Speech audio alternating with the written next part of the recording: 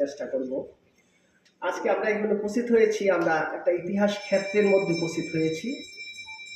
যারা আমরা এখানে অনেকে উপস্থিত আছেন, ইতিহাসবেত্তা, পুরাতত্ত্ববিদবেত্তা আছেন, আমাদের এডুকেশন শিক্ষক বেত্তা আছেন।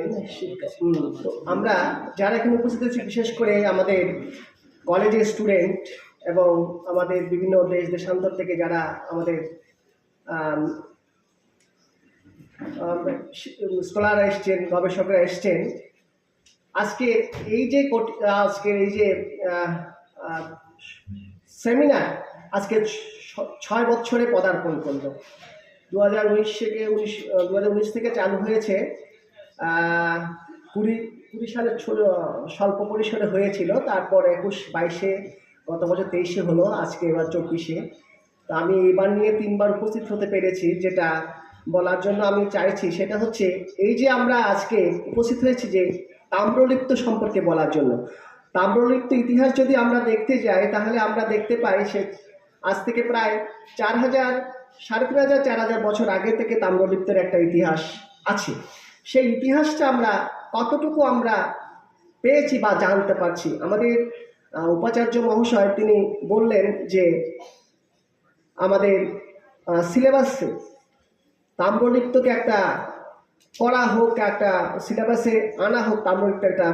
সেটা হলে খুবই ভালো হয় যে আমাদের ভবিষ্যৎ যারা শিক্ষার্থী বা বিদ্যার্থী আসবে, তারা জানতে পারবেন যে আমরা আমাদের পূর্ববর্তী একদম প্রথম বক্তা আমাদের মন্ত্রী মহোদয় তিনি বলেছেন, ইতিহাস, আমরা বাঙালি ইতিহাস বিস্তৃত জাতি, আমরা ইতিহাস রাখতে জানি না, মনে করতে জানি না, মনে রাখতে পারি না, বা আমরা ভুলে যেতে চাই, ইচ্ছা হোক অনিচ্ছা সত্যি হোক।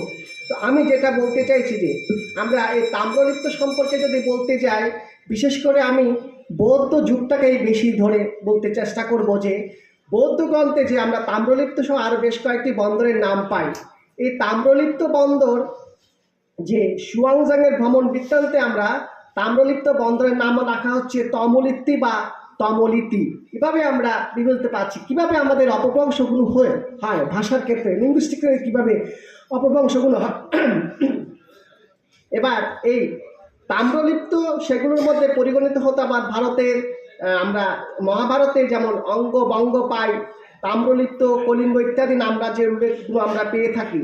এখানে প্রশ্ন আসে যে তাম্রলিপ্ত প্রাচীনকালে কোথায় বা সঠিক কোন অঞ্চলে অবস্থিত। বিশ্বকোষ নামক গ্রন্থের 69 পৃষ্ঠায় আমরা মহার্ণব শ্রী নগেন্দ্রনাথ বসু তিনি লিখেছেন, তাম্রলিপ্তশ্চ প্রদেশশ্চ বাণিজ্যশ্চ নিবাস ভূ দ্বাদশ যোজনে যুক্ত রূপনধ্যায় সমীপত।